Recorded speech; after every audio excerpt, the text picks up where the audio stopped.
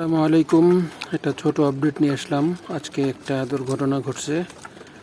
ঘুঘুর যে বেবিটা হয়েছিল সেটা এখানে মারা গেছে।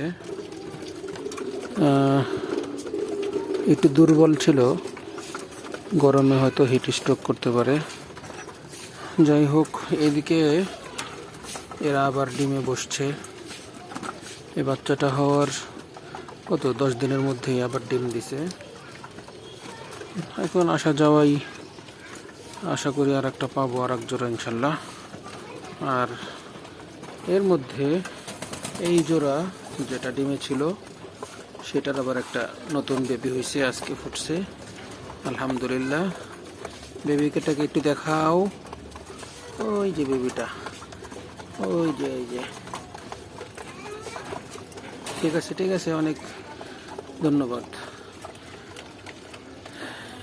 এরা হলো আমার এখানকার প্যারেন্ট, মেইন প্যারেন্ট আর কি।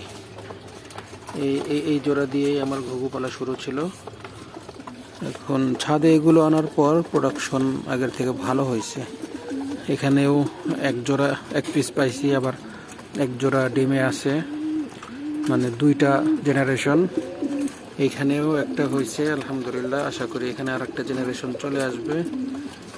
এরাও 10-12 দিন বাচ্চার বয়স হলে আবার আর এক জোড়া দিয়ে দেবে, আর একটা হাড়ি দিয়ে দেব ইনশাল্লাহ হবে। এইখানে এই কবুতরের বাচ্চাটা 7-8 দিন বয়স হয়ে গেছে, একটাই বাচ্চা ফুটছে। দোয়া করি এটা যেন সুস্থ সবলভাবে বড় হয়। এই হচ্ছে আপাতত কবুতর এবং ডিমের আপডেট। ঠিক আছে, একটা শর্ট ভিডিও। এতক্ষণ ভিডিও দেখার জন্য সবাইকে ধন্যবাদ। আসসালামু আলাইকুম রহমতুল্লাহ।